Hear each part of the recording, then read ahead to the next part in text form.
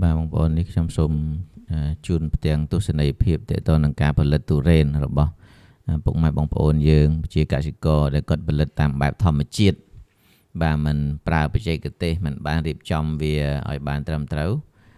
ដូច្នេះគាត់ផលិតបានដែរមិនមែនថាមិនបានទេគាត់ធ្វើបានក៏ប៉ុន្តែមិនបានទៅតាមបំណងប្រាថ្នាមិនបានដោយការគ្រោងទុកដូច្នេះទាក់ទងទៅនឹងការផលិតទុរេនយើងមិនប្រើ